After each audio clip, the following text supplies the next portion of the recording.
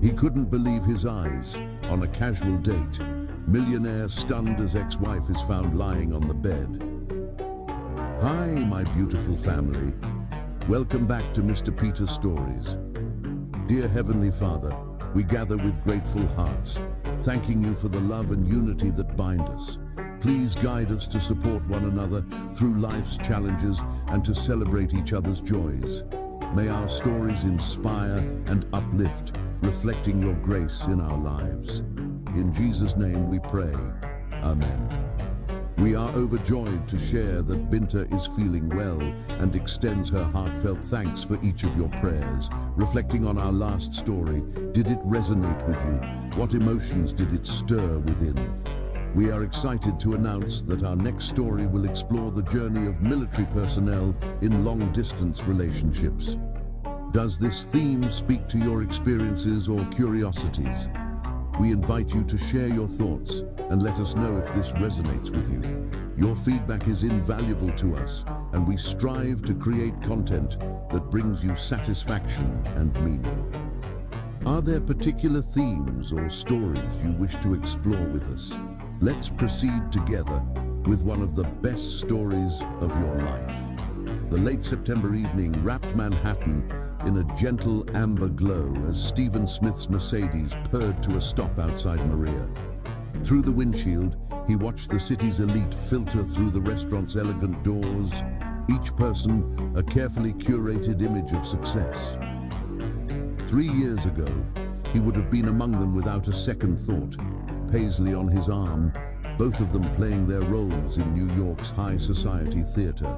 Now, at 42, he found himself hesitating, fingers drumming against the leather steering wheel. The merger celebration waiting inside represented everything he'd sacrificed his marriage to achieve. Market dominance, corporate supremacy, a net worth that made even Manhattan's old money take notice. Yet sitting there, watching the doorman usher in another couple dressed in what probably cost more than his first year's salary, Stephen felt oddly disconnected from it all. His phone buzzed. Marcus, his business partner, probably wondering where he was. The text confirmed it. Where are you? The Singapore team is waiting. This deal won't close itself. The Singapore deal, the crown jewel of his recent acquisitions, a merger that would cement his company's position as a global tech leader. The kind of deal that had once made his heart race with excitement. Now it just made him think of another deal 3 years ago when he'd chosen a board meeting over his wedding anniversary dinner. Mr. Smith, the valet's voice interrupted his contemplation. With a resigned sigh, Stephen emerged from the vehicle, his 6'2" frame cutting an impressive figure in a custom Tom Ford suit. Success had shaped him into something sleeker, harder than the ambitious dreamer who'd once shared a cramped Brooklyn studio with his wife. Ex-wife, he corrected himself, the thought bitter as unsweetened coffee. The maitre d' recognized him immediately. People always did these days. Mr. Smith, your party is already seated at the bar. The man's practiced smile didn't quite reach his eyes. Stephen wondered if he remembered that night 3 years ago when he and Paisley had their final public argument in this very establishment. The night everything shattered. The interior of Maria hadn't changed. Still the same sophisticated blend of warm woods and cool marble. Still the same subtle lighting that made everyone look like they belonged in a magazine spread. The soft murmur of conversation mixed with the gentle clink of fine china and crystal, a symphony of wealth and privilege that had become the soundtrack to his life. A group of women at a corner table caught his eye, not because of their designer dresses or flawless makeup, but because they reminded him of how Paisley used to gather with her dancer friends, their laughter genuine and unrestrained, their conversations about art and passion rather than stock portfolios and real estate investments. Marcus Chen, his business partner, waved from the bar. "There's our conquering hero." His voice carried just enough to turn heads, exactly as he intended. Marcus had always understood the value of being noticed, of being talked about. It was part of what made them such an effective team. Stephen forced a smile and made his way over, nodding to familiar faces. A hedge fund manager here, a real estate mogul there. This was his world now, so different from the community centers and art galleries where he'd once spent his evenings with Paisley, dreaming up ways to change the world. The Macallan 25. Neat. For my friend here, Marcus called to the bartender. We're celebrating. Did you see the stock jump after the announcement? 14 points in a single day. The board's over the moon. Stephen loosened his Italian silk tie, suddenly feeling as if it were trying to strangle him. The tie was a gift from his personal shopper, another luxury that had once seemed necessary but now felt hollow. Paisley used to buy his ties, always choosing colors that brought out his eyes. She had an artist's understanding of such things. Marcus, I told you, just a quick drink. I have an early meeting tomorrow with... The words died in his throat. Time didn't stop. It never really did, but it certainly stumbled. Through the artfully arranged bottles behind the bar, like a reflection in fractured glass, he saw her, Paisley Sage, the woman who'd once been his everything, seated at a corner table, radiant in a deep burgundy dress that emphasized the rich warmth of her dark skin. She was laughing, head thrown back in that uninhibited way he'd always loved, her natural curls styled in an elegant updo that exposed the graceful line of her neck. The sound of her joy carried across the restaurant, and suddenly he was 28 again, watching her dance in their tiny kitchen to Etta James, pancake batter dripping from a wooden spoon as she serenaded him.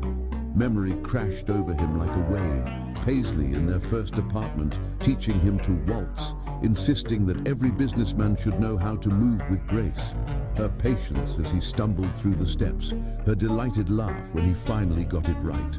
The way she'd looked at him then, like he was capable of anything, like their dreams were just waiting to be caught and made real. Stephen? Hey, Earth to Stephen! Marcus was saying something about profit margins and market penetration, but the words were just noise, because Paisley wasn't alone. The man sitting across from her was leaning in, clearly captivated. He was younger than Stephen, maybe mid-30s, with the kind of casual confidence that came from old money. His hand rested next to hers on the table, not quite touching, but promising more. Something dark and possessive unfurled in Stephen's chest at the sight. "Do you need another drink?" Marcus asked, finally noticing his friend's distraction. He followed Stephen's gaze and inhaled sharply. Oh shit. Isn't that... Yes. Stephen's voice was sandpaper rough. He lifted the scotch and drained it in one burning swallow. "Order me another." 3 years, 2 months, and 11 days since he'd last seen her. Not that he was counting. The divorce papers had come through his lawyer, and she'd disappeared from New York's social circuit as completely as if she'd never existed. No mutual friends, no accidental run-ins at their old haunts. He'd respected her wishes for a clean break, even when it felt like cutting off a limb. Now here she was, looking even more beautiful than in his memories, and all the carefully constructed walls he'd built around their history began to crack. The second scotch arrived. Stephen watched as Paisley's date said something that made her smile. Not the bright, camera-ready smile she'd perfected during their time in the spotlight, but the soft, genuine one that used to be reserved for lazy Sunday mornings and private jokes. He noticed other changes too, now that he was really looking. There was a new confidence in her posture, a self-assurance that went beyond the poise she'd always possessed. She'd grown into herself these past 3 years, while he'd been growing into his bank account. "Maybe we should go somewhere else," Marcus suggested, uncharacteristically gentle. "That new place in Tribeca?" "No." Stephen straightened his spine, adjusted his cuffs, armor of the modern warrior.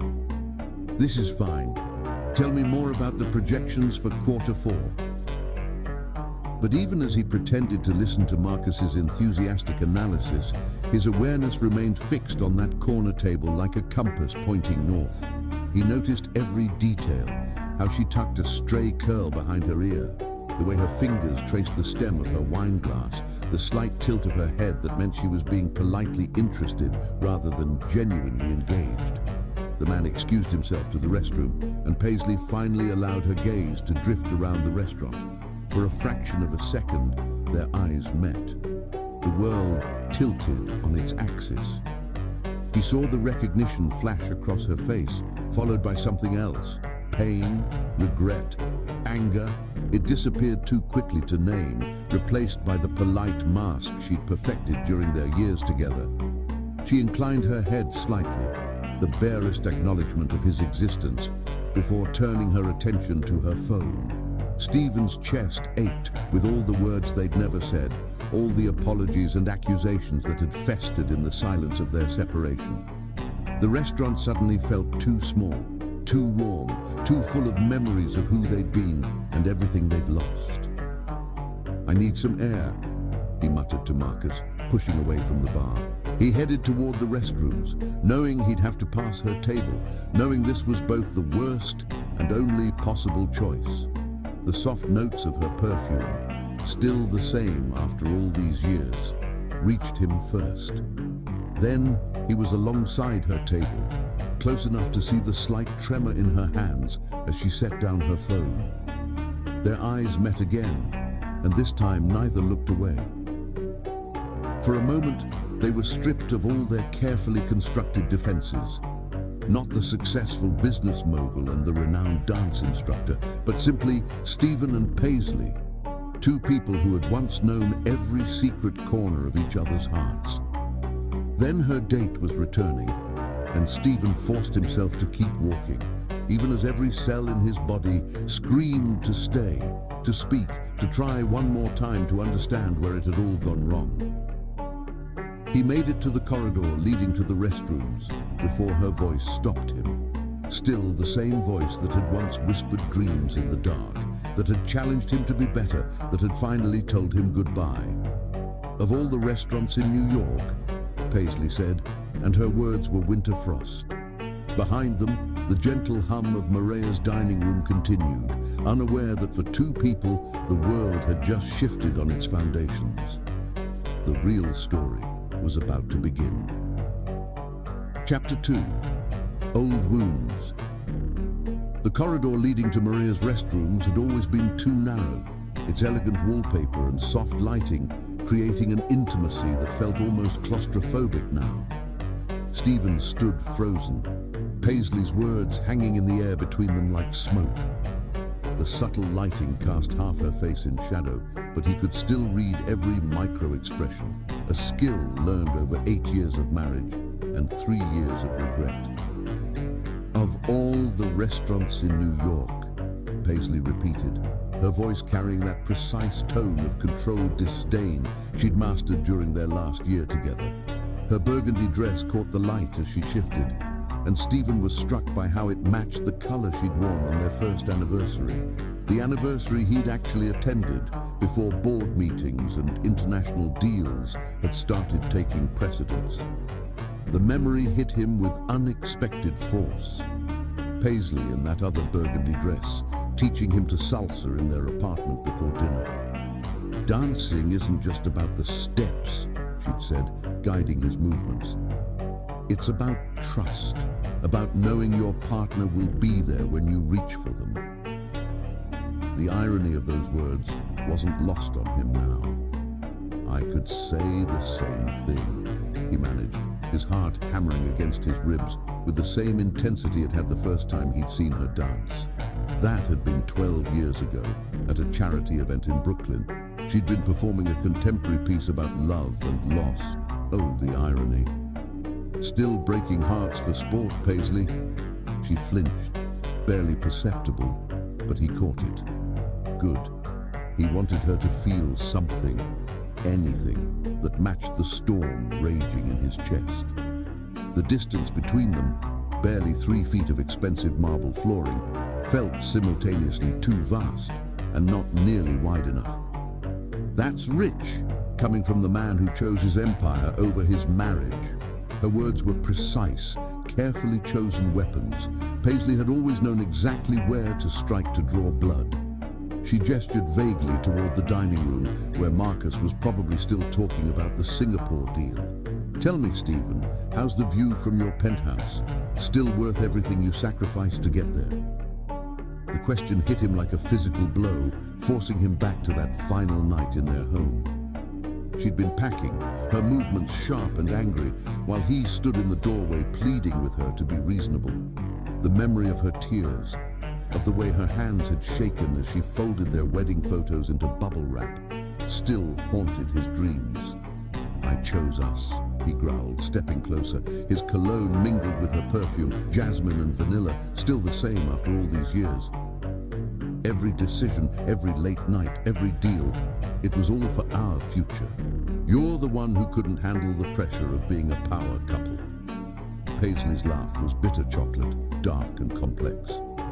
Is that what you tell yourself? That I left because I couldn't handle the spotlight? She shook her head, and a perfectly styled curl came loose, brushing her cheek. Stephen's fingers itched with the muscle memory of tucking her hair back, of feeling its softness against his skin. You really haven't changed at all, have you? And you have. He gestured toward the dining room, where her date was probably wondering what had become of her. The young man with his casual wealth and easy smile. Everything Stephen had been before success had hardened him. Trading art galleries for five-star restaurants now.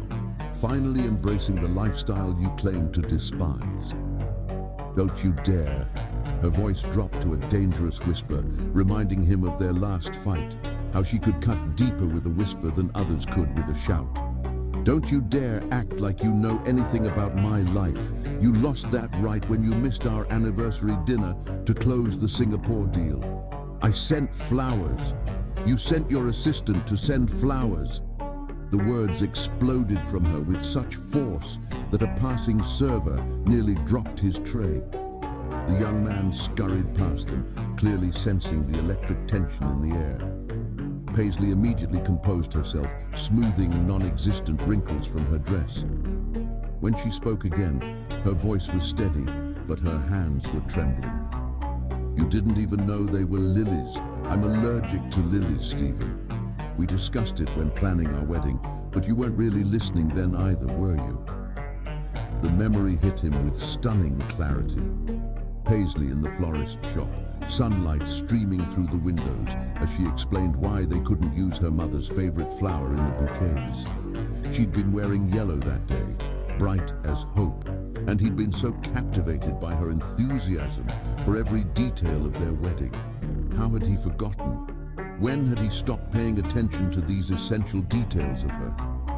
I'm listening now, he said quietly, and something flickered in her eyes. Recognition, perhaps, of the man she'd once loved enough to marry.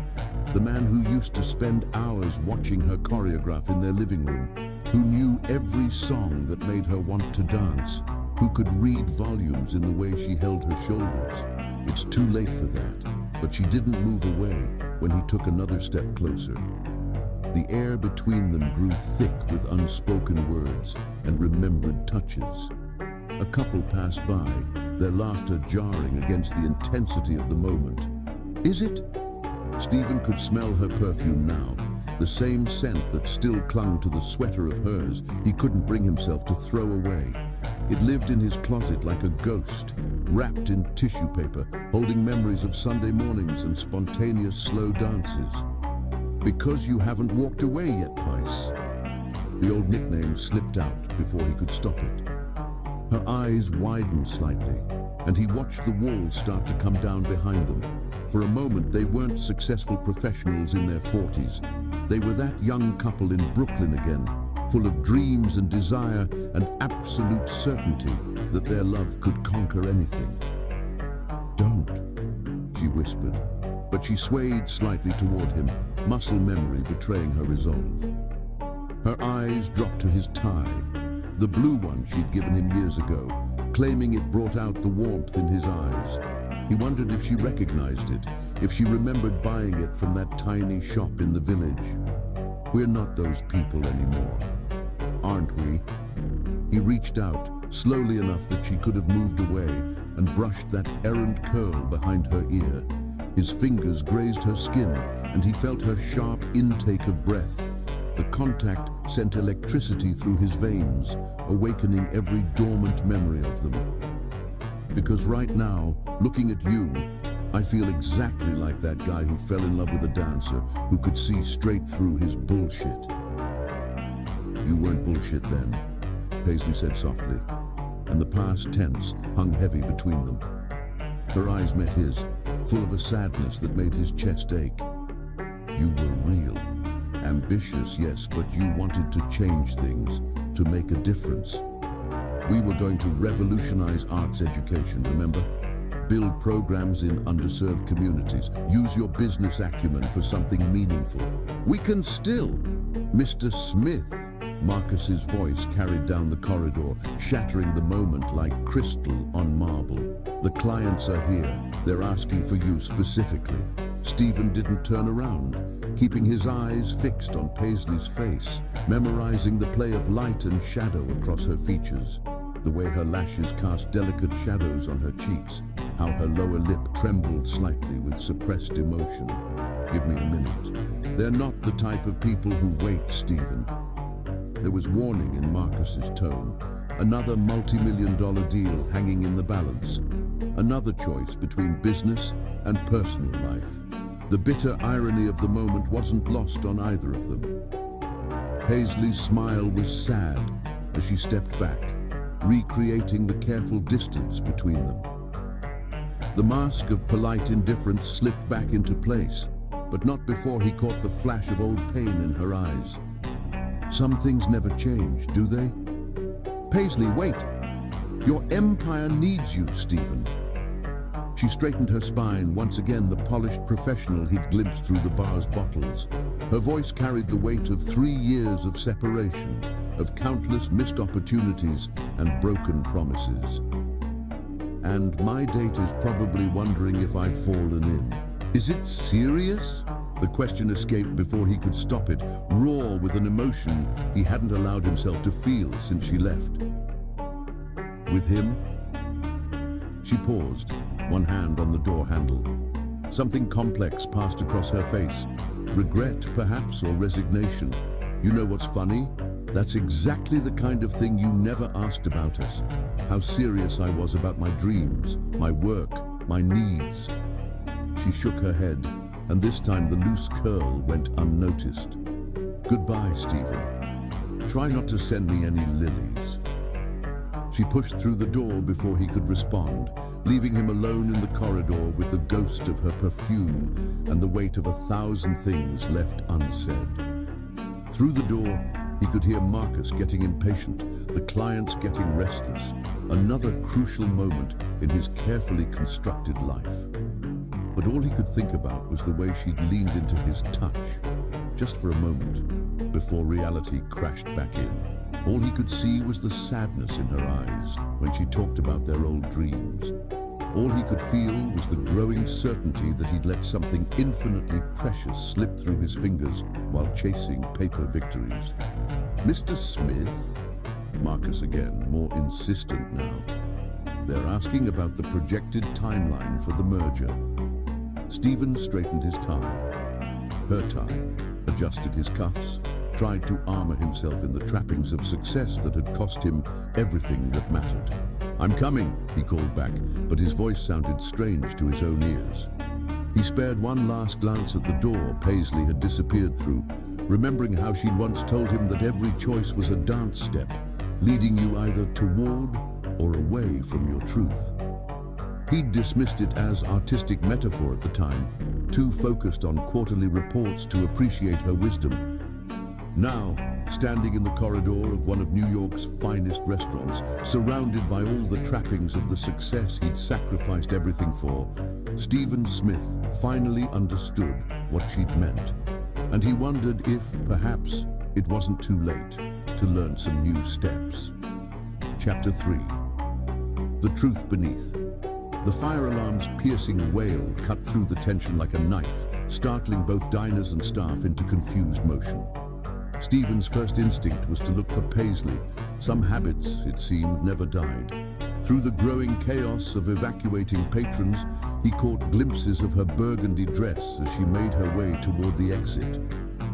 The autumn rain that had been threatening all evening had finally broken, falling in heavy sheets that transformed Manhattan into a blur of neon reflections and shadowy silhouettes. The restaurant's awning quickly proved insufficient against the deluge, and the crowd of evacuated diners pressed together, seeking shelter from the storm. "Ladies and gentlemen, please remain calm." The maître d' projected his voice over the murmur of confused conversations. "The fire department is on their way to investigate. In the meantime, I suggest making alternative arrangements for the evening." Stephen felt more than saw Paisley's presence beside him. The same magnetic awareness that had always drawn them together in crowded rooms. She was shivering slightly, her bare shoulders exposed to the cool, rain-swept air.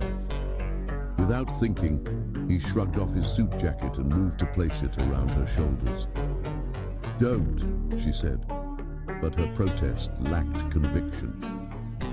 A gust of wind sent a spray of rain across the crowd, and she instinctively stepped closer to him, accepting the jacket with a barely audible, "Thank you."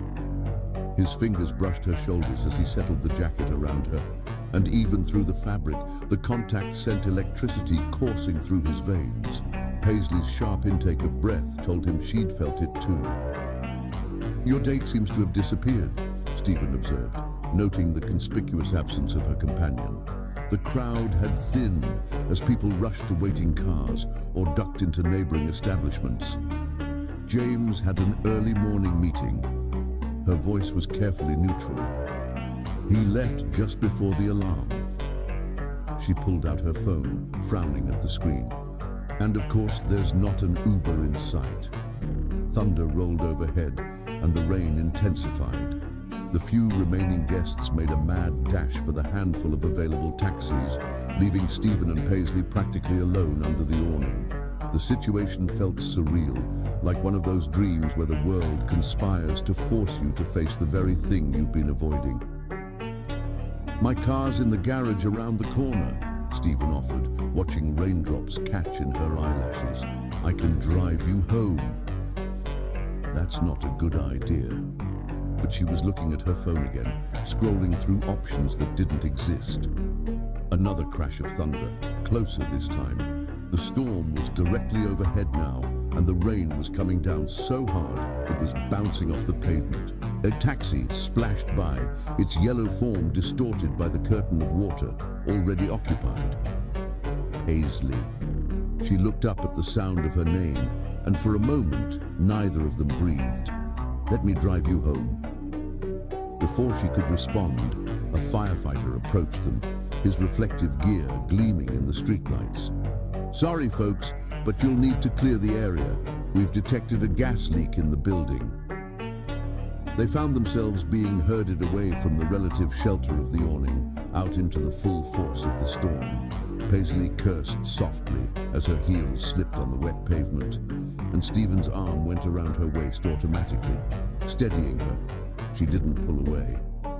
"Fine," she conceded, pressing closer as another gust of wind drove the rain sideways. "But I'm giving the driver directions." It took Stephen a moment to realize she thought he meant to call a car service. "I wasn't kidding about my car being in the garage," he said, guiding them toward the corner. "Some of us still prefer to drive ourselves." She shot him a look that he couldn't quite interpret. "You always did like to be in control." The walk to the garage was only half a block, but the rain was relentless. By the time they reached the Mercedes, they were both soaked despite their hurried pace. Stephen opened the passenger door for her, another habit he'd never shed, and for once, she didn't comment on the outdated gesture. Inside the car, the air felt thick with memory. How many times had they shared comfortable silences in vehicles just like this one? How many late-night drives through the city, planning their future? How many stolen moments in parking garages, unable to keep their hands off each other. Stephen started the engine and the soft leather seats began to warm. Paisley was trying to wring water from her hair without ruining her updo, and the familiar gesture made his chest ache. He'd loved watching her get ready for events, loved the transformation from his laid-back wife to sophisticated socialite, and back again. "You're staring," she said without looking at him. "You're beautiful." The words escaped before he could catch them, honest in a way they hadn't been with each other in years. Paisley's hands stilled in her hair. "Stephen, just an observation." He put the car in drive, pulling out of the garage into the storm-dark streets. "Where am I heading?" She gave an address on the Upper West Side, not far from their old apartment. The one they bought when his first company went public, before the penthouse, before everything changed. He wondered if that was deliberate or just coincidence. Traffic was snarled due to the weather, transforming what should have been a 15-minute drive into something much longer. They sat in comfortable silence for a while, watching the wipers battle the endless rain until Paisley spoke. "You never understood," she said softly, staring straight ahead. "I didn't leave because of your success." She turned to look at him then, and in the passing streetlights, he could see the tears she was fighting back. "I left because you stopped seeing me." The words hit him like a physical blow. "I saw you every day." "No." She shook her head, and a few drops of water fell from her curls. "You saw the perfect corporate wife, the one who knew which wines to serve at dinner parties and how to charm potential investors. But you stopped seeing me, the real me. The one who wanted to teach dance to underprivileged kids. The one who needed more than just filtered water and fresh flowers delivered to an empty house." Traffic had ground to a complete halt now. Some accident ahead, invisible through the rain. In the forced stillness, her words hung between them like smoke. "I tried to give you everything," Stephen said, his knuckles white on the steering wheel. "Everything, except what I actually wanted." Paisley's laugh was soft and sad. "Do you know what I remember most about our last year together? Not the fights or the lonely nights or even the day I left. I remember sitting in the garden of that ridiculous house, surrounded by all the luxury you thought would make me happy, and realizing I couldn't remember the last time we'd really talked. Not about business or social obligations or your latest acquisition. Really talked, like we used to in that cramped Brooklyn studio, planning how we were going to change the world." Thunder rolled overhead, but neither of them noticed. The car had become its own universe, containing only their truths and the rain. "We were going to start arts programs in underserved schools," Stephen remembered. "Use my business connections to secure funding, your expertise to develop the curriculum. You promised to set up a foundation." There was no accusation in her voice now, just a bone-deep weariness. "What happened to those dreams, Stephen? When did they stop burning up?" He wanted to defend himself, to explain about market pressures and board expectations and the constant need to grow, expand, acquire. But sitting here, watching rain transform the city into watercolor smudges, those reasons felt hollow. "I thought I was building something for us," he said finally.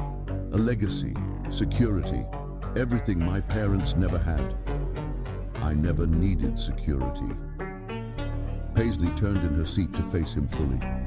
"I needed my partner, the man who used to sit through every dance recital, who learned all my students' names, who got excited about grant proposals and community outreach programs." Her voice caught. "I needed the man who saw me." Traffic began to inch forward again, but Stephen hardly noticed. His mind was racing through memories, re-examining them through the lens of her words. How many times had she tried to tell him this?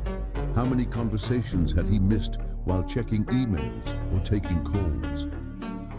"The foundation paperwork was on your desk," she continued quietly. The day I left.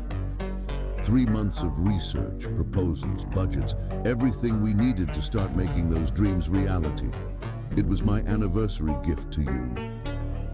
She looked out the window, but he could see her reflection in the glass. You never even opened it. The revelation hit him like a physical blow. He remembered the manila envelope, remembered setting it aside for later because he was in the middle of the Singapore negotiations. By the time later came, she was gone. Paisley, Your turn's coming up, she interrupted, pointing to the next intersection. The rain had finally begun to ease, though water still ran in rivers down the windows. He made the turn automatically, mind still processing her words. They were close to her building now, a pre-war structure with elegant architecture and a doorman. The kind of place she'd always preferred over the ultra-modern buildings he gravitated toward. As he pulled up to the curb, neither of them moved to exit the car. The engine idled softly, and outside, the city continued its rain-soaked dance, unaware of the revelations happening within the Mercedes's leather-scented interior. I see you now, Stephen said finally, turning to face her. I know it's too late, but I want you to know, I see you, Paisley. I see all the mistakes I made, all the ways I failed us, and I'm sorry. She was silent for a long moment, studying his face as if searching for something. Whatever she saw there made her breath catch. It's not too late to see, she whispered. It's too late for us.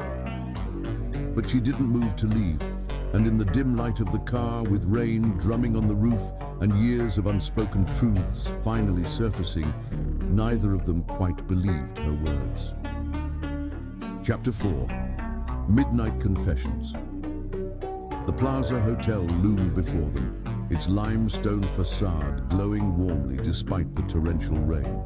Stephen hadn't planned on ending up here. He'd intended to drop Paisley at her building and return to his empty penthouse to nurse his regrets with aged scotch. But the universe, it seemed, had other plans. A water main had burst on her street, flooding the entire block. The doorman, apologetic but firm, informed them that the building's power was out and wouldn't be restored until morning. Paisley's apartment, 20 floors up, was inaccessible without elevators. I can't believe this, Paisley muttered, watching emergency vehicles splash through the growing pool of water.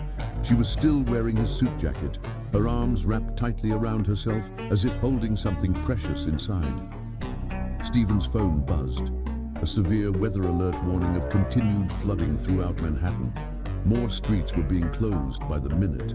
The thought of navigating back downtown through the deluge was less than appealing.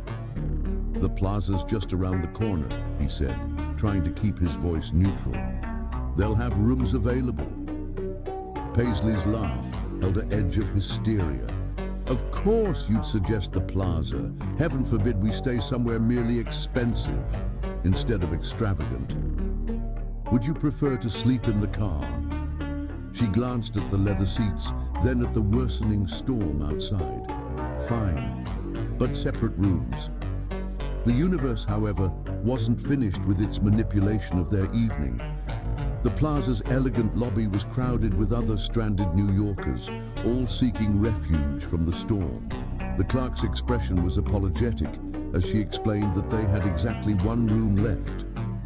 You've got to be kidding me, Paisley said, but there was more resignation than anger in her voice. She was exhausted. Stephen could see it in the slight slump of her shoulders, the way she leaned almost imperceptibly against the marble check-in counter. We'll take it, he said, sliding his credit card across the counter before she could object. The room was on the 9th floor, with a view of Central Park that was currently obscured by sheets of rain. It was a suite, thankfully, with a separate sitting area that could serve as a second bedroom. Neither of them commented on this convenient feature as they entered. I'll take the sofa, Stephen said immediately, heading off any awkward negotiations. Paisley nodded, then gestured to her rain-soaked dress. I don't suppose you packed any spare clothes while planning this elaborate scheme to get me alone. The teasing tone in her voice surprised him. It was almost playful, reminiscent of their early days together. Afraid not, but I'm sure the hotel shop can provide something suitable, even at this hour. 20 minutes later, they were both dressed in ridiculously overpriced Plaza Hotel branded loungewear. Paisley had managed to save her hair, though she'd given up on the elegant updo in favor of letting her natural curls fall loose around her shoulders. The sight made Stephen's heart skip. She looked younger somehow, more like the woman he'd fallen in love with than the polished socialite she'd become. "Remember our first apartment?" he asked, pouring them both a drink from the room's well-stocked bar. The scotch was excellent. He wouldn't have expected anything less from the Plaza. That cramped studio in Brooklyn, when you still had dreams instead of quarterly targets. The words were sharp, but her eyes had softened as she accepted the glass. She curled up in one of the plush armchairs, feet tucked underneath her like she used to do during their late-night conversations. "I still have dreams," Stephen protested, settling into the chair opposite her. Outside, thunder rolled across the city, but in here the storm felt distant, creating a cocoon of intimacy around them. "Do you?" Paisley took a sip of her scotch, studying him over the rim of the glass. "What are they now? Another merger? A bigger penthouse? More zeros in your bank account? You're not being fair." "No." She set her glass down with deliberate care. "Tell me then, Stephen. Tell me your dreams. And please spare me the corporate vision statement version." He was silent for a long moment, watching the play of lamplight on the amber liquid in his glass. "I dream about fixing my mistakes," he said finally. "About being the man you thought I could be, instead of the man I became." The honesty in his voice seemed to catch her off guard. She looked away, but not before he caught the shimmer of tears in her eyes. "When did we lose our way?" she whispered, more to herself than to him. "It wasn't supposed to be like this. We had such big plans. We did." Stephen leaned forward, elbows on his knees. "Do you remember that night on the roof of our building, when we stayed up until sunrise, planning how we were going to change the world?" A small smile touched her lips. "You were going to use your business skills for good, not evil. Build something meaningful instead of just profitable. And you were going to revolutionize arts education. Make dance accessible to kids who couldn't afford private lessons." He paused, watching her expression carefully. "Are you still teaching?" "Yes." Some of the tension left her shoulders as she talked about her work. "I have a studio now, actually. Small, but it's mine. We offer scholarships to promising students who couldn't otherwise afford training." "That's amazing, Pies." The old nickname slipped out again, but this time she didn't flinch. "You did it. You made your dream happen." Part of it. She twisted her empty glass between her fingers. "But it could be so much more. There's such a need out there, Stephen. Kids with incredible talent and no way to develop it. Schools cutting arts programs left and right. Sometimes I feel like I'm trying to empty the ocean with a teaspoon." The passion in her voice struck him like a physical blow. This was what he'd missed, what he'd ignored in favor of spreadsheets and stock prices. This fire, this genuine desire to make a difference. "Let me help," he said impulsively. Paisley's eyes narrowed. "I don't need your charity. It's not charity." He set his glass down and moved to perch on the coffee table in front of her chair, close enough to catch the lingering scent of her perfume. "It's partnership, like we planned. Your vision, my resources. Stephen." There was warning in her tone, but also something else. Longing, maybe, or hope. "Just listen. We could set up a proper foundation, fund arts programs in schools across the city, build a real performing arts center for underprivileged youth. Everything we talked about that night on the roof. until the next big deal comes along. The words were bitter, but her voice trembled slightly. Until board meetings and quarterly reports take priority again? No. He reached for her hand before he could stop himself, and she didn't pull away. I mean it, Paisley. I've built my empire, made my fortune. What's the point of all of it if I'm not doing something worthwhile with it? Her fingers were cold against his palm, and he rubbed them gently, automatically, the way he used to do before performances when she was nervous. The familiar gesture seemed to break something loose in her. I found the foundation paperwork, she said quietly. After I left, it was still on your desk, unopened under a stack of acquisition reports. The shame of that revelation burned in his chest. I know. I found it too late. Read every word of it that night, sitting in our empty house, realizing everything I'd thrown away. A tear escaped, rolling down her cheek. Stephen reached up with his free hand to brush it away, and suddenly, they were too close, the air between them charged with memory and possibility. I won't make the same mistakes again, he whispered. You can't promise that. But she didn't move away when his hand cupped her cheek. No, he agreed, but I can promise to try, to listen, to see you, really see you, the way I should have all along. Thunder crashed outside, closer now, and the lights flickered once before steadying. Paisley's free hand came up to cover his, where it rested against her face. We're not the same people anymore, she said, but her voice lacked conviction. Maybe that's not a bad thing. His thumb traced her cheekbone, and he felt her shiver. Maybe we needed to become who we are now to understand what we had then.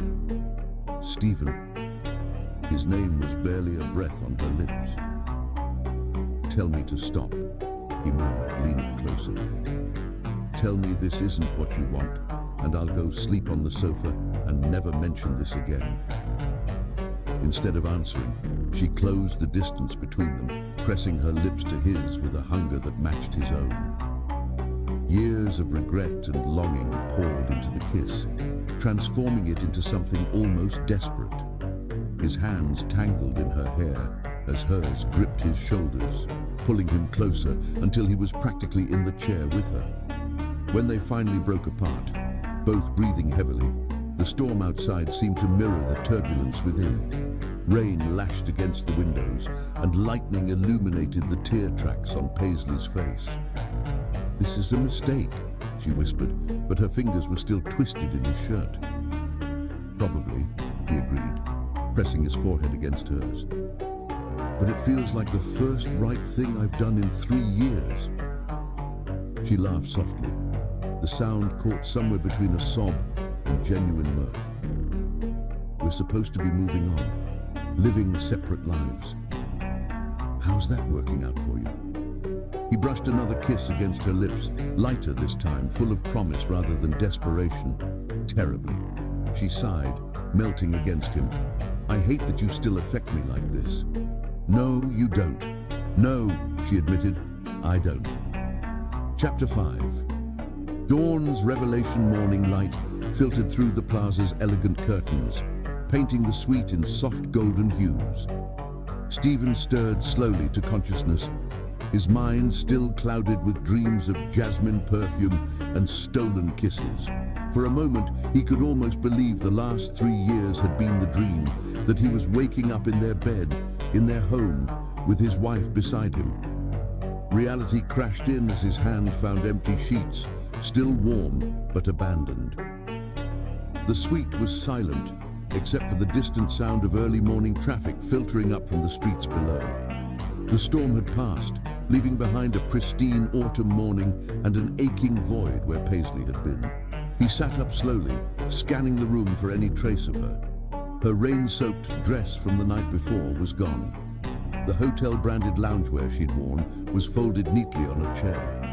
Even her perfume seemed to have faded from the air, as if the universe was conspiring to erase all evidence of their night together. Then he saw it, a single sheet of hotel stationery placed carefully on the nightstand. His heart contracted painfully as he reached for it, recognizing Paisley's elegant handwriting. Some things are better left in the past. P. 5 words. After everything they'd shared last night, the confessions, the kisses, the whispered promises against skin, she'd left him with just 5 words. The paper crumpled in his fist as memories of the previous night washed over him. They'd talked for hours, really talked, like they hadn't done in years, about their dreams, their regrets, the moment each of them realized their marriage was slipping away. She'd cried when he admitted reading her foundation proposal the night she left, and he'd held her, promising to make it right. Then there had been that first kiss, tentative at first, then deepening into something that felt like coming home. They'd made their way to the bedroom slowly, rediscovering each other with a mixture of familiar comfort and exciting newness. Every touch had felt significant, weighted with history and possibility. "We should stop," she'd whispered at one point, even as she pulled him closer. "We should," he'd agreed, trailing kisses down her neck. "Tell me to stop." But she hadn't. Instead, she'd whispered his name like a prayer, and they'd lost themselves in each other until the storm outside was forgotten. Now, in the harsh light of morning, Stephen tried to pinpoint the moment everything had changed. Had it been something he'd said? Something he hadn't said? Had she been planning her escape even as she lay in his arms, telling him about her dreams for her dance studio? He threw back the covers and strode to the window, needing to move, to think, to understand. The city sprawled below, already humming with morning activity. Somewhere out there, Paisley was probably already back in her apartment, maybe even getting ready for her first dance class of the day. Was she thinking about him, regretting last night, or worse, dismissing it entirely? His phone lay charging on the desk, and he reached for it automatically, scrolling to her name in his contacts. His thumb hovered over the call button, but what would he say? "Come back? I miss you?" 5 words isn't enough of a goodbye. A memory surfaced. Paisley in the early days of their marriage, teaching him to waltz in their tiny Brooklyn living room. "Dancing isn't just about the steps," she'd said, guiding his movements. "It's about trust, about knowing your partner will be there when you reach for them." He'd failed at that once before, letting work and ambition draw him away until she couldn't trust him to be there when she reached out. Could he blame her for protecting herself now? The crumpled note felt like it was burning a hole in his palm. He smoothed it out carefully, studying each perfectly formed letter as if they might reveal some hidden meaning. The paper still held a trace of her perfume, and the scent hit him like a physical blow. Some things are better left in the past. But which things? Their mistakes, their marriage, or just this one night of vulnerability and reconnection? A knock at the door startled him from his thoughts. For a wild moment, his heart leaped. Had she come back? But it was just housekeeping, a cheerful voice calling out to ask if he needed anything. "No," he called back, his voice rougher than he'd expected. "Nothing. Nothing except answers. Nothing except another chance. Nothing except the woman who'd walked away from him twice now, each time taking a larger piece of his heart with her." He showered and dressed mechanically, his mind racing through possible next steps. He could go to her studio. He'd memorized the address when she'd mentioned it last night. But wouldn't that just prove she was right to leave? That he was still the same controlling man who thought he could fix everything with money and determination? His phone buzzed with a message from Marcus. "Board meeting in an hour. The Singapore team is waiting for your decision on the merger." The irony wasn't lost on him. Once again, business was calling at exactly the wrong moment. Once again, he had to choose between his corporate obligations and his personal life. Stephen stared at the message for a long moment, then began to type. "Reschedule the meeting. Something more important has come up." His finger hovered over the send button as doubt crept in. What if he was reading too much into last night? What if Paisley had truly meant those 5 words, that their connection, their love, their shared dreams were all better left in the past? But then he remembered the way she'd looked at him when he talked about helping with her foundation. The hope that had flickered in her eyes before caution had shuttered it away. The way she'd melted into his embrace, as if her body remembered, even when her mind was telling her to be careful. The sheet of hotel stationery caught his eye again, and suddenly he saw something he'd missed before. On the back, barely visible, was an impression from her pen pressing too hard. The beginning of another note she'd apparently decided not to leave. He held the paper up to the light, trying to make out the words, "I want to believe." 3 words she hadn't meant him to see, but they changed everything. She wanted to believe. In him, in them, in the possibility of second chances. His phone buzzed again. Marcus, probably wondering why he hadn't responded. Stephen ignored it, his mind already shifting into strategic mode. If Paisley wanted to believe, he would give her reasons to, not with grand gestures or expensive gifts. Those were the tools of his old self, the man who thought he could buy happiness.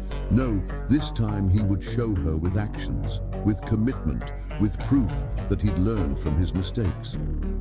He pulled out his laptop and began to type, not a corporate merger proposal, but a new kind of business plan, one that would combine his financial expertise with her artistic vision.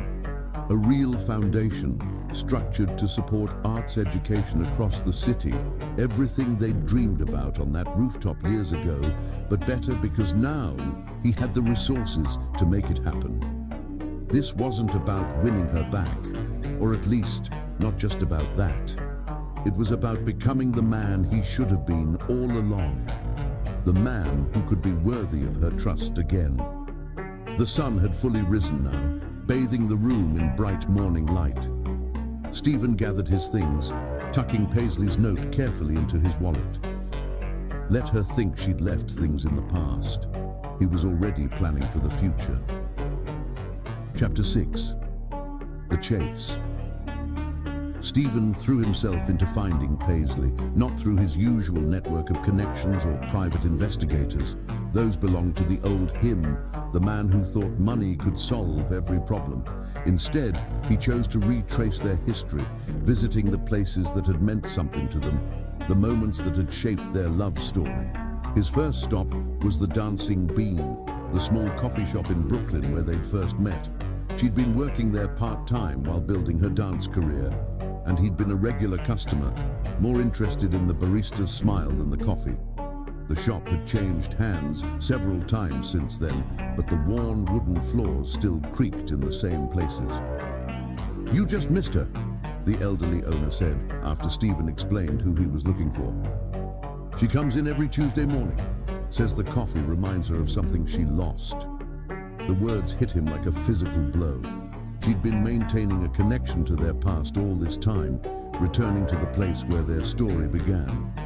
He ordered her old favorite, vanilla latte with an extra shot, and sat at what used to be their table, remembering how she'd first caught his attention by drawing elaborate designs in the foam of his drinks. His phone buzzed constantly with messages from Marcus and the board, but he ignored them all. For the first time in years, he was focusing on something more important than quarterly reports and stock prices. The community center was his next stop, the one where Paisley had taught her first dance classes. The building looked smaller than he remembered, its brick facade weathered by time and neglect. But as soon as he stepped inside, the memories flooded back. Watching her teach, the way her face lit up when her students mastered a new move, the passion in her voice when she talked about making dance accessible to everyone. "Mr. Smith?" A surprised voice caught his attention. Miss Eleanor, the center's longtime administrator, emerged from her office. She'd aged, but her eyes were as sharp as ever. "It's been a while." "Too long," he admitted, shame coloring his voice. "I'm looking for Paisley." The older woman studied him carefully. "She's not here. Hasn't been since the foundation fell through." There was accusation in her tone, well deserved. Those kids lost more than just dance classes when that happened. Stephen swallowed hard. I know. I want to make it right. Make it right? Miss Eleanor's laugh was bitter. Do you know how many talented kids we've had to turn away because we can't afford proper instruction? How many dreams got deferred because someone decided they weren't worth investing in? Each word was a dagger, but Stephen forced himself to listen. This was part of his penance, understanding the real impact of his choices, not just on Paisley, but on all the lives they'd promised to help. Show me, he said quietly. For the next 2 hours, Miss Eleanor walked him through the center's needs. The leaking roof, the outdated heating system, the worn-out dance floors that were becoming dangerous. She showed him folders full of applications from children who wanted to learn but couldn't afford even the modest fees the center charged. Paisley used to pay for some of them herself, Miss Eleanor mentioned casually, watching his reaction. Still does when she can afford it, even after everything she couldn't bear to see talent go to waste. That was so typically Paisley, still fighting for her dreams, even without the resources she should have had. Still trying to make a difference, one student at a time. Stephen pulled out his checkbook, but Miss Eleanor held up a hand. We don't need your guilt money, Mr. Smith. These kids need commitment, consistency, someone who won't disappear when things get tough. You're right, he tucked the checkbook away. Which is why I'm not just writing a check. I'm rebuilding the foundation, properly this time. Full funding for arts education, scholarships, facility improvements. Everything Paisley originally planned, but bigger. Because you want to win her back. Because she was right. Stephen ran a hand through his hair, emotion making his voice rough.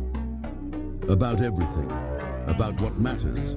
About using success for something meaningful. I lost sight of that, but I see it now. Miss Eleanor's expression softened slightly. She's teaching at Studio 23 on West 54th Street. Tuesday and Thursday evenings, advanced contemporary class. Thank you. Stephen turned to leave, then paused. The foundation paperwork. Would you still have a copy? Third drawer of the filing cabinet, right where she left it 3 years ago. The manila envelope was dusty but intact. Inside, Stephen found page after page of Paisley's vision, detailed plans for programs, budgets, curriculum outlines. She'd thought of everything, from transportation for students who couldn't afford subway fare to practice clothes for those who couldn't buy their own. He took the papers back to his office, ignoring the pile of merger documents on his desk. For hours, he immersed himself in Paisley's dream, updating budgets, expanding scope, making notes about potential corporate partnerships that could help sustain the programs long term. The sun was setting when his secretary buzzed him. Mr. Smith, the board is asking about the Singapore deal. They need an answer by morning. Stephen looked at the 2 sets of documents on his desk. The merger that would add millions to his company's value, and Paisley's carefully crafted plans to change young lives through dance. The choice felt symbolic somehow, a test of whether he'd really learned anything. Tell them I'm passing on the deal, he said firmly. And Clara, clear my schedule for the next month. I have a different project that needs my full attention. He worked late into the night, fueled by coffee and determination. By morning, he had a complete proposal, not just for reviving Paisley's foundation, but for creating a full-fledged performing arts center. The budget was 3 times what she'd originally planned, but he knew the resources were there. They always had been. He'd just been using them for the wrong things. Studio 23 turned out to be a converted warehouse space, all exposed brick and high windows. Stephen arrived early, watching from the doorway as Paisley led her advanced class through a complex routine. She moved with the same grace he remembered, but there was something different about her now. A strength that hadn't been there before. born of surviving heartbreak and rebuilding herself. One of her students spotted him and whispered something, causing Paisley to turn. Their eyes met across the studio, and for a moment, everything else faded away. Then she turned back to her class, professional mask firmly in place. That's all for today, everyone. Remember to work on those transitions for next week. The students filed out, some glancing curiously between their teacher and the man in the expensive suit who was so obviously out of place in their bohemian studio. Soon, they were alone. "If you're here about last night," Paisley began, but Stephen cut her off. "I'm here about 3 years ago." He held up the manila envelope. "I finally read your proposal, all of it, and I have some ideas I'd like to discuss." Chapter 7. Hidden Truths. At the community center, Stephen discovered why Paisley had really left. The revelation came not through his corporate connections or private investigators, but through a chance conversation with one of her former students, now an instructor herself. "I remember the day everything changed," Maria said, running her hand along the bar in the practice room. Miss Paisley had been so excited about the foundation, she'd been working late every night, fine-tuning the proposals, making sure everything was perfect. Then one morning, she came in looking like she'd seen a ghost. Stephen leaned against the mirrored wall, his reflection showing the strain of the past few days. "What happened?" "Someone from your company called. Not you, one of your executives. Told her the foundation project had been shelved during the restructuring, said it wasn't economically viable at the time." Maria's voice held old anger. She found out through a stranger that her dream was dead, that her own husband hadn't even bothered to tell her himself. The memory hit him like a physical blow. He'd been in Singapore, closing the biggest deal of his career. The restructuring had been Marcus's project, streamlining operations, cutting unnecessary expenses. He'd signed off on it without reading the details, trusting his partner to handle the specifics while he focused on expansion. "I never knew," he whispered, but the words sounded hollow even to his own ears. "That's the problem, isn't it?" Maria's smile was sad. "You never knew because you never asked. You were too busy building your empire to notice you were losing your queen." She pulled a key from her pocket and walked to a storage closet in the corner. Inside, stacked neatly on metal shelves, were dozens of boxes labeled Foundation Proposals 2022. "She made copies for every board member," Maria explained, pulling out one of the folders. "Wanted to make sure everyone understood the vision. Most of them never even opened them." Stephen took the folder with trembling hands. Inside was a complete business plan, not just for dance classes, but for a comprehensive arts education program. There were budget projections, staffing plans, curriculum outlines, even architectural drawings for studio renovations. "This must have taken months," he said, flipping through the pages. "Almost a year." Maria watched him closely. "She worked on it every night after classes, said it was going to be her anniversary gift to you, proof that she could be both an artist and a businesswoman, that she understood your world." The irony was bitter. While Paisley had been learning about profit margins and ROI projections, he'd been pushing her further away, dismissing her hobby as something that couldn't possibly compete with his corporate ambitions. "There's more," Maria said quietly. She pulled another box from the shelf, this one unlabeled. Inside were hundreds of letters from students, parents, community members, all supporting the foundation, sharing stories of how arts education had changed their lives, begging for the opportunity to help others have the same chance. She was building a movement, Stephen realized, not just a foundation. "Now you're getting it." Maria handed him a particularly worn envelope. "This one's special. You should read it." The letter inside was written in Paisley's elegant hand, dated the day before she left. My dearest Stephen, if you're reading this, it means you've finally opened the proposal. I've imagined this moment so many times. You sitting at your desk, discovering that your dancer wife understands more about business than you thought, that I've been learning your language while you were too busy to notice. I wanted to prove I could be part of your world without losing myself, that we could build something meaningful together, combining your business acumen with my artistic vision, a legacy that would matter more than merger deals and stock prices. But as I write this, I already know you won't read it. The foundation has been killed in restructuring, not by you directly, but by your indifference. You didn't even ask what I've been working on these past months. Didn't notice the late nights, the spreadsheets hidden under dance schedules, the business books on my nightstand.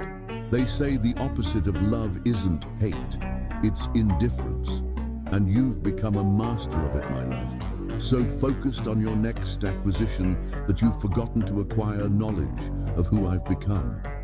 I'm leaving this letter with the others, a testament to what could have been. Maybe someday you'll find it and understand that I didn't leave because I couldn't handle your success. I left because you stopped seeing me as a partner and started seeing me as an accessory, the artistic wife who couldn't possibly understand your important work. I hope you prove me wrong. I hope you find this letter and realize what you've lost. Most of all, I hope you remember the man you were when we met. The one who wanted to change the world, not just own it. All my love, Paisley. Stephen sank to the floor, letter clutched in his hands as the full weight of his failures crashed over him. He'd been so convinced he was building their future that he'd destroyed their present, so focused on providing financial security that he'd neglected emotional security. She cried when she wrote that, Maria said softly. Only time I ever saw Miss Paisley cry. She loved you so much it broke her. Why are you showing me this now? Because she's been back. Maria sat beside him on the floor. Every month since she left, she comes and teaches a free class. Uses her own money to keep some of the programs running. Still fighting for her dream, even without the resources she should have had. Stephen looked at the letter again, at the careful business language Paisley had learned for him, at the love and disappointment woven through every word. When's her next class? He asked. Tomorrow morning, 9 a.m. Maria stood, brushing dust from her pants. Don't waste this chance, Mr. Smith. She deserves better than another empty promise. Stephen stayed in the storage room long after Maria left, reading through the boxes of letters, absorbing the scope of what Paisley had tried to create. Each page revealed another facet of her brilliance, another proof of how badly he'd underestimated her. His phone buzzed. Marcus, probably with more questions about the Singapore deal. Stephen ignored it, too engrossed in a budget projection that somehow managed to be both practical and visionary. Paisley had thought of everything, from scholarship programs to community outreach initiatives. The foundation hadn't failed because it wasn't viable. It had failed because he'd been too blind to see its value, too arrogant to believe his wife could create something worthy of his attention. Dawn was breaking by the time he finished reading. His suit was dusty, his eyes were burning, but his mind was clearer than it had been in years. He knew what he had to do. Not just to win Paisley back, but to become worthy of her trust again. Chapter 8. The Confrontation. He found her at their old Brooklyn apartment building, now renovated into luxury condos. The autumn sun was setting behind the Manhattan skyline, painting the brick facade in shades of gold and amber that reminded him of their first year there, when everything had seemed possible. Paisley stood on the steps, keys in hand, frozen in the act of entering the building. She'd clearly come here for the same reason he had, to remember, to understand, to find answers in the place where their story had truly begun. You should have told me about the foundation, Stephen said, watching her shoulders tense at the sound of his voice. About all of it. She turned slowly, her expression carefully neutral. Would it have mattered? The Stephen I married would have never let it happen in the first place. You're right. He took a step closer, manila folder clutched in his hand like a lifeline. The Stephen you married would have been in that storage room with you, building the dream together, not sitting in a boardroom in Singapore while strangers dismantled it. Surprise flickered across her face. You found the letters. Maria showed me everything. Another step closer. The proposals, the community support, the curriculum plans, most importantly, your letter. Paisley's composure cracked slightly. That was private. It was honest. Stephen climbed the first step, maintaining the distance she seemed to need. More honest than we've been with each other in years. You learned business from me, while I was forgetting how to speak the language of us. Don't. Her voice wavered. Don't try to turn this into some romantic revelation. You had 3 years to look in that storage room. 3 years to ask questions, to wonder why I really left. I know. He climbed another step. I was a coward. It was easier to believe you left because you couldn't handle my success than to face the truth, that I'd failed you completely. The setting sun caught the tears in her eyes, making them sparkle like diamonds. Stop. No. Another step. They were almost at eye level now. You deserve to hear this. You deserved to hear it 3 years ago, but I was too caught up in my own importance to see what was right in front of me. And what was that? The words were barely a whisper. A woman who loved me enough to learn a whole new world, while I was forgetting to appreciate hers. He held up the folder. These numbers, Paisley, they're brilliant. The structure, the projections, the risk management. You didn't just create a charity proposal, you built a sustainable business model for arts education. She looked away, but not before he caught the flash of pride in her eyes. I had a good teacher, all those dinner parties where you talked business strategy. I was listening, while I stopped listening to you. Stephen's voice was rough with emotion. I've spent the last 3 days reading everything you wrote. Everything you planned. You saw possibilities I missed completely, ways to use corporate success for actual good. It doesn't matter now. But she didn't move away when he climbed the final step, bringing them face to face. Doesn't it? He pulled a document from his briefcase. This is the deed to the Riverside Warehouse complex. Prime real estate, recently acquired in a merger. The board wanted to convert it to luxury apartments. Paisley's eyes widened as she looked at the plans he'd drawn up. This is your performing arts center. Everything you designed in those proposals, but bigger. State-of-the-art studios, theater space, classrooms, room for both professional companies and community programs. I don't understand. She took the papers with trembling hands. Why now? Because you were right about everything.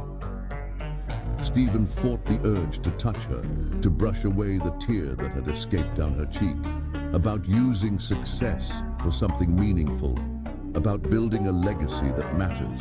About who I was when you fell in love with me. The board will never approve this, but she was studying the plans intently, her trained eye catching the details he'd included. The sprung floors she'd specified in her original proposal, the adjustable bars for different height levels, the community spaces designed to bring artists and audiences together. They already have. He smiled at her startled look. Turns out when you present something as both a tax write-off and a major PR coup, even the most hardened executives can see the value, especially when the CEO makes it clear it's non-negotiable. You risked your position for this? No. Stephen finally gave in to temptation, reaching out to brush that tear from her cheek. I remembered my position. The whole reason I started building this company was to make a difference. Somewhere along the way, I forgot that profit wasn't the only measure of success. Paisley leaned into his touch for a moment before catching herself and stepping back. This doesn't change anything between us, doesn't it? He let his hand fall but held her gaze. You wrote in your letter that you hoped I'd remember the man who wanted to change the world, not just own it. I remember him now. More importantly, I want to be him again. People don't change, Stephen. No, he agreed. But sometimes they remember who they really are. Sometimes they just need someone to believe in them enough to make them see it. Like you believed in me? The words were sharp, but her voice trembled. You didn't even read the proposal, didn't ask what I was working on, didn't notice I was trying to bridge our worlds. I notice now. He gestured to the building behind her. Remember our first night here? How we sat on the floor eating takeout because we hadn't bought furniture yet? You told me your dream of making dance accessible to everyone, not just those who could afford private lessons. I promised to help make it happen. You made a lot of promises. I'm making new ones now. Stephen pulled another document from his briefcase. The foundation has been reinstated. Full funding, independent board of directors. You'll have complete artistic control. No corporate interference, no restructuring without your approval. Paisley stared at the papers, her professional mask cracking further. Why are you doing this? Because it's right. Because these kids deserve the chance you wanted to give them. Because you deserve to see your vision become reality. He paused, then added softly, because I love you. Still, always. Don't. The word was almost a sob. You can't just walk back into my life with grand gestures and expect everything to be fixed. I know. He resisted the urge to pull her into his arms, to comfort her the way he used to. I'm not asking for forgiveness. I'm not even asking for a second chance. I'm just asking you to let me help make your dream come true. The rest, that's up to you. She looked up at him then, really looked, and he felt stripped bare by her gaze. The man I married would have done this with me, not for me. Then let me do it with you now. Stephen held out his hand. Partners, equal voices, equal vision, the way it always should have been. Paisley stared at his outstretched hand for a long moment. The sun had set completely now, leaving them in the gentle glow of streetlights and memory. Somewhere in the distance, a saxophone player began a slow, melancholic tune. Chapter 9. Breaking point. I became exactly what you wanted. Stephen exploded, his voice echoing off the brick walls of their old apartment building. The saxophone player had long since packed up and left, leaving them alone in the growing darkness. A man worthy of you. His words hung in the space between them, heavy with years of misunderstanding. Paisley stood her ground, tears streaming freely down her face now, all pretense of composure abandoned. Worthy of me. Her laugh was broken glass. I fell in love with a dreamer who wanted to change the world, not a man who only cared about changing his bank balance. Everything I did was for us. Stephen ran his hands through his hair in frustration, pacing the small landing. Every deal, every expansion, every sacrifice, it was all to give you the life you deserved. The life I deserved. Paisley's voice rose to match his intensity. When did I ever ask for penthouses and private jets? When did I ever say I needed anything more than what we had right here? She gestured to the building behind them, their first real home together. You deserved more than a cramped apartment and second-hand furniture. I deserved to be seen. The words exploded from her with such force that they both took a step back. I deserved a partner who remembered our anniversary without his assistant reminding him, who came to my performances without checking his phone every 5 minutes, who asked about my dreams instead of assuming he knew what was best for me. The truth of her words hit him like physical blows. Each accusation stripped away another layer of his carefully constructed justifications, leaving him raw and exposed. Do you know what I remember most about our last year together? Paisley's voice had dropped to a whisper, somehow more devastating than her shouts. Not the empty bed or the missed dinners or even the foundation being killed. I remember sitting in that ridiculous penthouse, surrounded by everything money could buy, and realizing I couldn't remember the last time you really looked at me. "I'm looking now," Stephen said softly, taking a step toward her. "I see you, Paisley. I see everything I missed, everything I took for granted." "No." She held up a hand to stop his approach. "You see what you lost. There's a difference. Then help me understand." He gestured to the foundation papers still clutched in her hand. "Show me who you are now. Let me learn you again, the way I should have all along."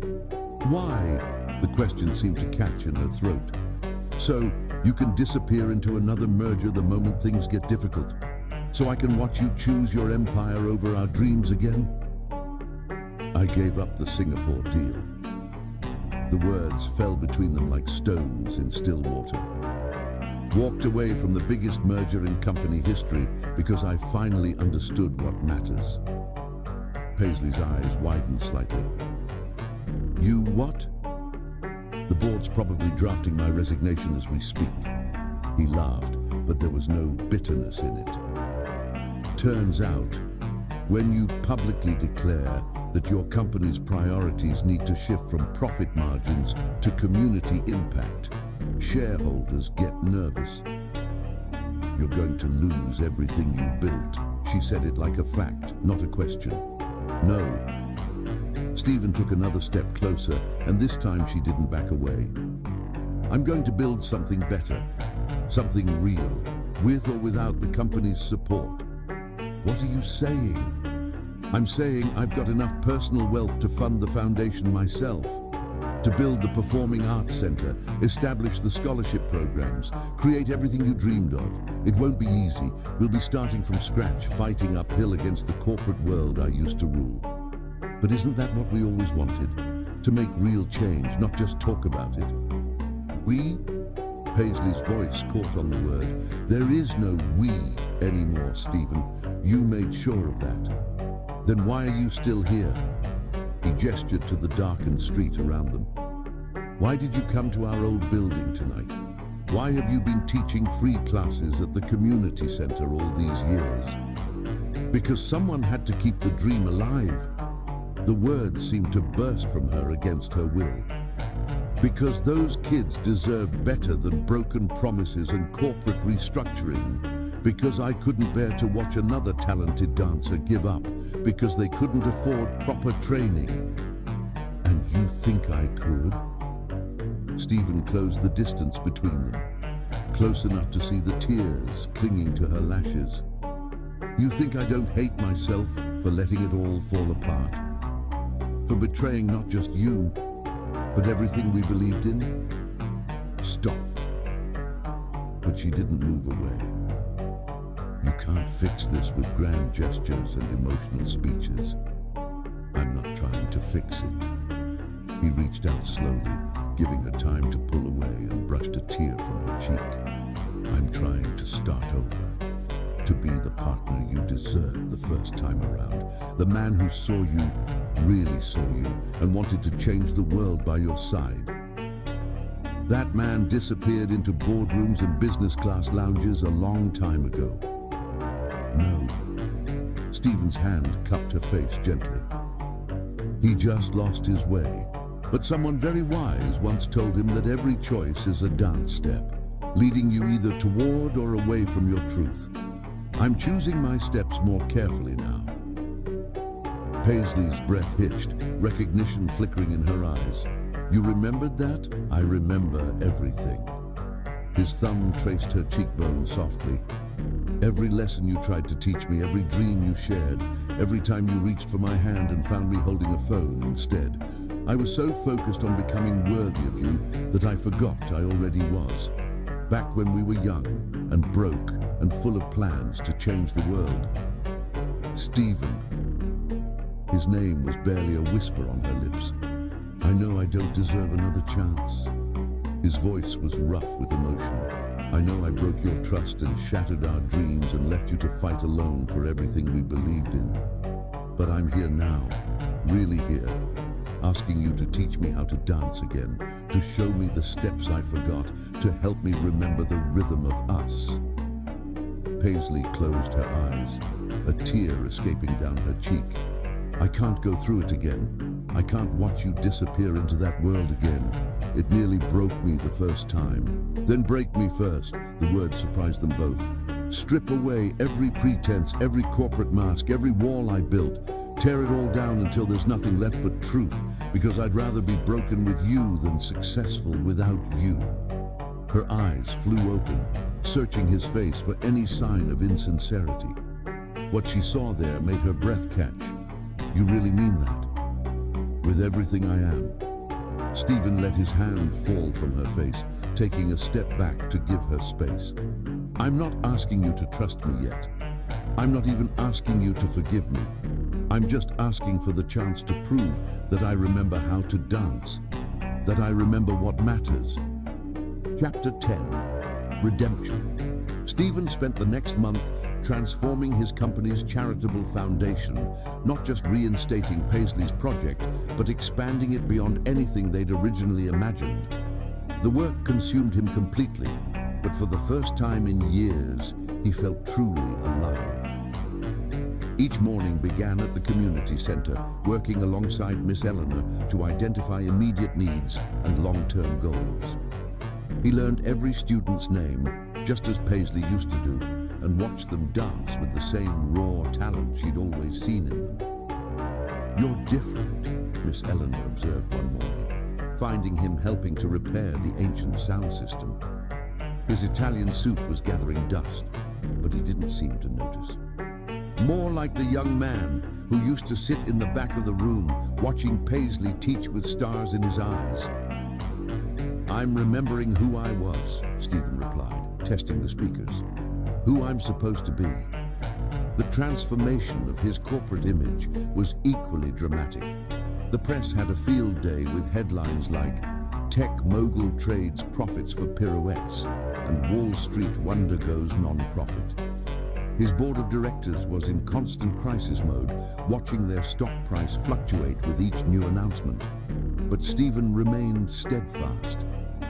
He converted the Riverside warehouse into a state-of-the-art performing arts center, exactly as Paisley had envisioned in her original plans. The construction crews worked around the clock, transforming the industrial space into something magical. The sprung floors need to be perfect, he insisted during one site visit, remembering how Paisley used to complain about cheap dance surfaces causing injuries. And the mirrors, they need to be full length with proper spacing for bars. His attention to detail surprised the contractors, who weren't used to CEOs who understood the technical requirements of dance studios. But Stephen had absorbed every word of Paisley's proposals, every specification she'd carefully researched. The foundation's board of directors was carefully selected, not from the corporate world, but from the arts community. Former dancers, teachers, community activists, people who understood the mission beyond its tax implications. Stephen took a seat not as chairman, but as a regular member, determined to prove he could be part of something without trying to control it. Maria joined as the foundation's first program director, bringing years of experience and a deep understanding of the community's needs. You know she's watching all of this, she told Stephen one day as they reviewed scholarship applications. Word travels fast in the dance world.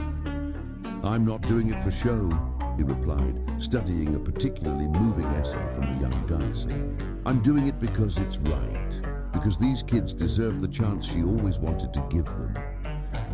The foundation's first major initiative was a city-wide talent search, offering full scholarships to promising dancers from underprivileged backgrounds. The response was overwhelming. Hundreds of applications poured in, each one telling a story of passion and potential, limited only by financial constraints. Stephen read every application personally, often staying late into the night at the community center. Sometimes in the quiet hours, he'd watch old videos of Paisley teaching, studying how she interacted with students, how she built their confidence along with their technique. "You really loved her, didn't you?" Miss Eleanor asked, finding him one evening surrounded by application files and dance videos. "Love," Stephen corrected quietly. "Present tense. I never stopped. I just forgot how to show it properly." The foundation's launch gala was planned for exactly 1 month after his confrontation with Paisley on their old building steps. The venue was the newly renovated Riverside Arts Center, a transformation that had seemed impossible just weeks ago. The space was stunning. The industrial bones of the warehouse had been preserved but softened, creating a perfect blend of raw energy and elegant functionality. The main performance hall could rival any in the city, while the practice studios upstairs were everything Paisley had specified in her original plans and more. Stephen stood in the empty building the morning of the gala, watching sunrise pour through the massive windows. The space seemed to hum with possibility, with the energy of dreams about to be realized. His phone buzzed.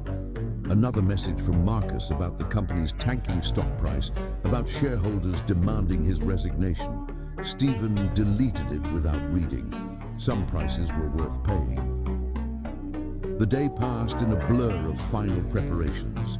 The catering staff arrived, setting up elegant stations that would serve food from local restaurants rather than the usual high-end caterers. Local artists installed their work in the gallery spaces, creating an atmosphere that celebrated community as much as achievement. As evening approached, Stephen retreated to his office, not the corporate penthouse downtown, but a modest space in the arts center. He'd moved his operation here permanently, wanting to be close to the work that mattered. On his desk sat a framed copy of Paisley's original foundation proposal. He'd had it professionally preserved, a reminder of both his greatest failure and his path to redemption. Next to it was the letter she'd left in the storage room, its words now memorized from countless readings. A knock at his door startled him from his contemplation. Maria stood there, looking elegant in a simple black dress. "It's time," she said softly. "The guests are arriving." Stephen straightened his tie, not an Italian silk one, but a simple blue one that Paisley had given him years ago. "Is she coming?" "I don't know." Maria's expression was sympathetic. "But she knows about tonight, about everything you've done this past month." The gala space was filling up as Stephen made his way downstairs. But these weren't his usual crowd of corporate executives and society figures. Instead, he saw dance teachers from across the city, community leaders, parents of scholarship recipients, artists and dreamers and believers. "Mr. Smith?" A young girl approached him shyly, wearing a dress that had clearly been carefully preserved for special occasions. I got one of the scholarships. I just wanted to say thank you." Stephen knelt down to her level, the way he'd seen Paisley do countless times. "What's your name?" "Sophia." She straightened her spine, dancer's posture already evident. "Miss Paisley was my first teacher at the community center. She told me never to give up, even when things seemed impossible." "That sounds like her." Stephen's voice was rough with emotion. "She's very wise, your Miss Paisley. She said you used to be wise too." Sophia's innocence made the words even more powerful. "Before you forgot how to dream." Before Stephen could respond, the lights dimmed slightly, a signal that the formal program was about to begin.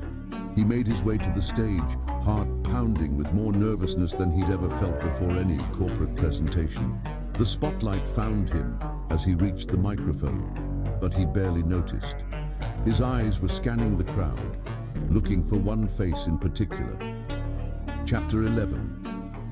Full Circle. They met again at the gala, this time for the foundation's launch. Paisley watched him speak about arts education with the passion she'd once known, standing in the back of the crowded performance hall. The space was everything she'd dreamed of and more, a perfect blend of functionality and beauty, just as she detailed in her proposal 3 years ago. Stephen stood at the podium, but he wasn't delivering his usual polished corporate presentation. Instead, he spoke from the heart, his voice carrying raw emotion that made her breath catch. 3 years ago, I made the biggest mistake of my life, he began, his eyes scanning the crowd. I had everything: success, wealth, and most importantly, a partner who believed in making the world better through art. But I lost sight of what mattered.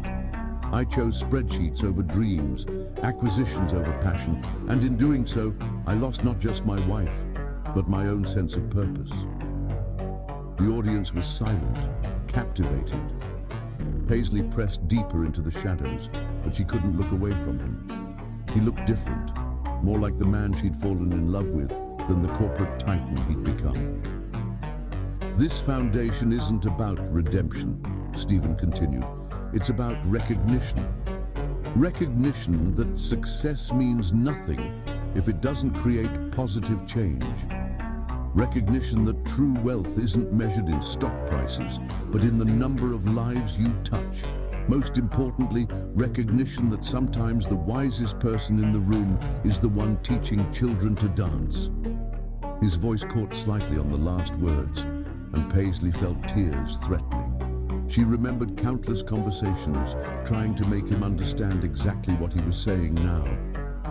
Every detail of this art center came from a proposal written 3 years ago by someone who understood that art isn't a luxury, it's a necessity. Someone who saw the potential in every child who couldn't afford private lessons. Someone who knew that dance could change lives, build confidence, create community. The spotlight caught the tears in his eyes as he gestured to the space around them. Look around you. The sprung floors that prevent injuries. The adjustable bars that accommodate different heights. The community spaces designed to bring artists and audiences together. None of this was my vision. It all came from a dancer who learned to speak the language of business just to make her dreams understood. Paisley's hand flew to her mouth, stifling a sob. She'd spent months researching those specifications, presenting them in corporate terms she thought he'd appreciate. He'd never even looked at them, until now. Tonight, we're not just launching a foundation, Stephen continued. We're fulfilling a promise that should have been kept long ago. Every scholarship, every program, every opportunity we create will carry forward the vision of someone who never stopped believing in the power of art to transform lives. He paused, and his next words were softer, more personal. Paisley, if you're here tonight, and I hope you are, I want you to know something. You were right about everything. About what success really means, about using privilege for purpose, about the importance of really seeing people. I'm sorry it took me so long to understand. The audience burst into applause, but Paisley barely heard it over the pounding of her heart. She watched as Stephen introduced the scholarship recipients, each one representing a dream she'd thought was lost forever. Young dancers from across the city took the stage, performing pieces they'd prepared for the occasion. Their talent was raw, unpolished, but beautiful in its authenticity. These were exactly the kind of students she'd wanted to reach. Kids with passion and potential who just needed a chance. After the performances, as the crowd mingled and explored the new facility, Paisley found herself drawn to the practice studios upstairs. The space was eerily familiar, an exact realization of the sketches she'd included in her proposal. You did all this, she asked softly, knowing without turning that Stephen had followed her. No, he replied, his voice equally quiet. You did. I just finally listened. She turned to face him then, really looking at him for the first time that evening. He wore the blue tie she'd given him years ago, the one he'd claimed was too plain for important meetings. The board must be furious, she said, running her hand along the perfectly installed bar. Converting prime real estate into a non-profit arts center, your stock price must be in free fall. Probably, he shrugged. and the gesture was so reminiscent of the young dreamer she'd fallen in love with that it made her heart ache. But for the first time in years, I'm building something that matters. Why now? The question that had been burning inside her for weeks finally escaped. Why did it take 3 years for you to read that proposal? Because I was a fool. Stephen stepped closer, close enough that she could see the sincerity in his eyes. Because I was so focused on becoming successful that I forgot what we wanted that success for. Because I thought I could make you happy with penthouses and private jets when all you wanted was for me to believe in your dreams the way you believed in mine. Paisley felt tears threatening again. I never needed the penthouse. I know that now. His hand reached for hers, hesitant, giving her time to pull away. She didn't. You needed a partner, someone who would fight beside you, not try to buy your dreams for you. Their fingers intertwined automatically, muscle memory taking over. Through the windows, the city lights sparkled like stars, reminding Paisley of nights spent planning their future on their old apartment's fire escape. The scholarship program, she said softly. It's exactly what we talked about back then, even the selection criteria. Are the ones you outlined in your proposal? Stephen's thumb traced patterns on her palm, sending shivers up her arm. Every detail, every specification, every dream, it's all yours, Paisley. I just provided the resources you should have had all along. And the foundation board? Independent, majority artists and educators. I'm just a regular member. No special voting rights, no corporate control. He smiled slightly. I'm learning to be part of something without trying to run it. That must be killing you, she teased, surprising herself with the lightness in her tone. Actually, it's liberating. His free hand came up to cup her cheek, and she found herself leaning into the touch. Turns out, there's freedom in letting go of control, in trusting other people's vision. In dancing instead of leading, she used their old metaphor deliberately, watching understanding flash in his eyes. Exactly. His thumb brushed away a tear she hadn't realized had fallen. I'm not asking you to trust me again, Paisley. I haven't earned that yet. I'm just asking you to watch me dance, to see that I remember the steps you tried to teach me all those years ago. Music drifted up from the gala below. Not classical ballet or contemporary pieces, but the soft jazz they used to dance to in their Brooklyn apartment. Paisley felt her body sway slightly, instinctively moving toward him. Dance with me? Stephen whispered, echoing words from their past. Not as CEO and artist, not as husband and wife, just as two people who never forgot how to move together. Chapter 12. New Beginnings. The wedding was small this time, held in the community center's newly renovated theater. Paisley wore yellow roses, like at their first wedding, but everything else was different. They were different, stronger, wiser. The morning light filtered through the stained glass windows they'd commissioned from local artists, casting rainbow patterns across the wooden dance floor where their story had begun. Miss Eleanor had insisted on hosting the ceremony in the same studio where they'd first met, now transformed into an intimate space filled with soft lighting and memories. The old mirrors had been preserved, silent witnesses to their journey from young dreamers to lost souls and back to each other again. Each reflection held echoes of past dance classes, of stolen glances and rediscovered truths. The guests were a perfect blend of their worlds. Stephen's corporate executives sat beside Paisley's dance students. Foundation board members mingled with community artists. This time, there was no separation, no careful division between business and art. They had finally learned to dance in harmony. Students from Paisley's classes performed a piece they'd choreographed specially for the occasion, a contemporary ballet about second chances and rediscovered dreams.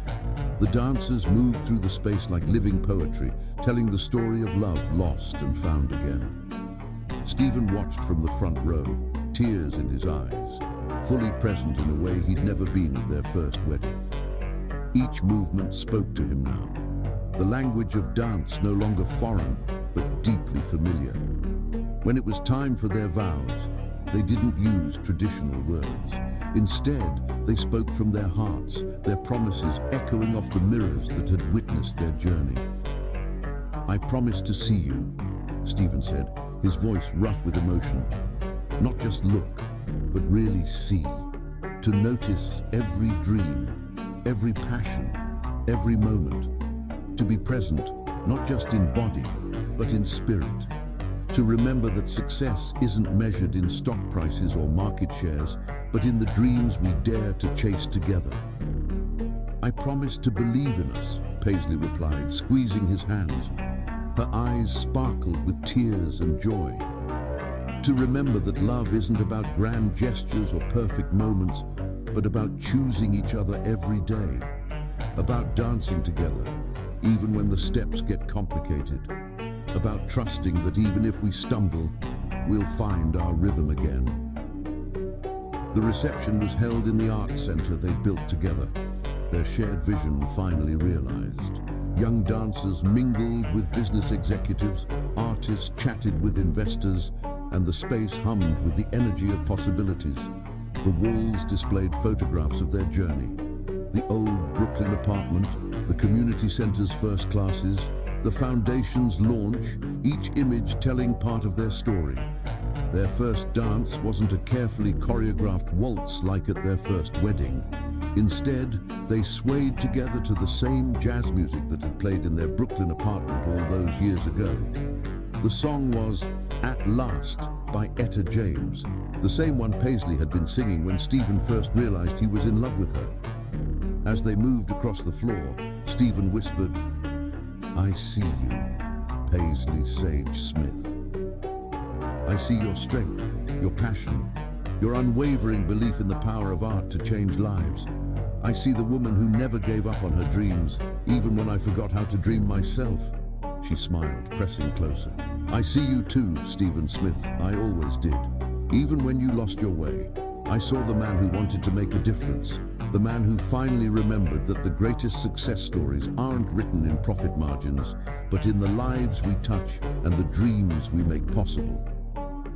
Around them, their guests watched not just two people dancing, but two worlds finally finding their perfect rhythm.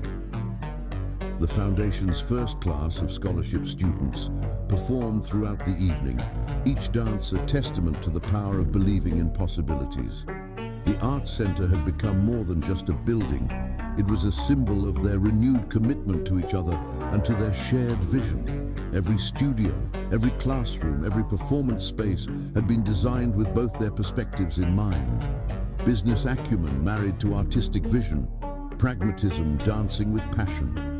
As the evening drew to a close, they stood on the Arts Center's rooftop terrace, looking out over the city they'd both loved and lost and found again.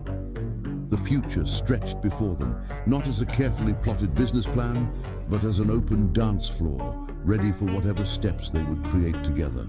"Ready for our next adventure?" Stephen asked, wrapping his arms around her from behind.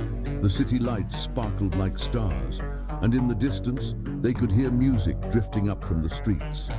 Paisley leaned back against him, feeling the steady beat of his heart. "As long as we're dancing together," she replied, "I'm ready for anything. Just promise me one thing, anything. Promise me we'll never stop seeing each other, really seeing, not just the surface, but everything underneath.